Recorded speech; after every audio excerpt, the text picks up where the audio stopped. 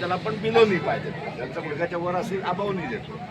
या डॉक्टर हे डॉक्टर विजय नाईक आपले कन्सल्टंट आहेत, स्वयंसेवक म्हणून आपल्यासोबत आहेत. आर्टिफिशियल पायामध्ये PhD केलेली आहे, विज्ञानातला अटॅच आहेत. आपल्याकडे येतात त्यांना जसा वेळ शक्यतो रोजच येतात सगळं सुपरविजनला, आणि क्वालिटी कंट्रोल हा विषय आहे. तर डॉक्टर हे सगळे आमचे भारत विकासचे डॉक्टर काणे ज्यांचं हॉस्पिटल ते doctor Kane mister end Mrs. तर तुम्ही थोडं सांगा. प्रत्येक आपले जे ॲक्टिव्हिटीज जे येतात म्हणजे त्यांचे पाय कापलेले त्यांना बऱ्याच गोष्टीमुळे असतात. डायबिटीज किंवा ॲक्सिडेंट केसेस आहेत. आमच्या सर्वेप्रमाणे आम्हाला असं वाटतं की आमचं दोन एक तर डायबिटीजचे आहेत आणि दुसरे ट्रोमा ॲक्सिडेंट गाड्यांचे जे असतात त्याच्यामुळे व्यक्ती असतात.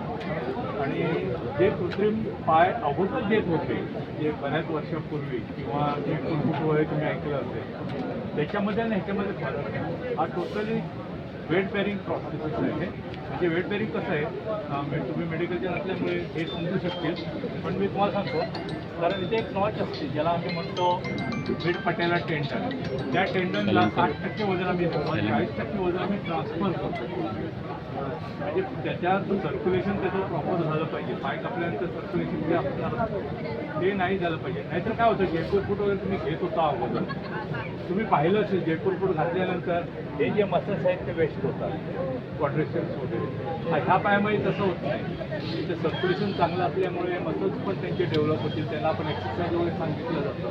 आणि याच्यामध्ये आता हे बिलोनी आहे, याच्यात असं नाही की आपण निग्लेक्ट करतो. काही स्टंप शॉर्ट असतात, कारण आयडियल स्टंप जे असते मिनिमम 8 इंच पाहिजे. काही 4 इंचाचे असतात, 3 इंचाचे असतात. आपण निग्लेक्ट करत नाही. त्यासाठी डिफरंट काइंड ऑफ प्रॉब्लेम्स आहेत ते आपण दिले जातात.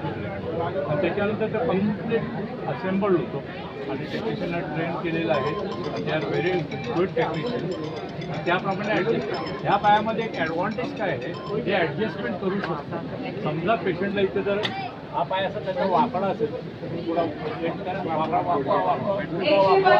वाकवा असा हे असं जर असेल तर आपण त्याला एक सजेशन देतो की रिसर्जरीला जावं, करेक्शन करून घे.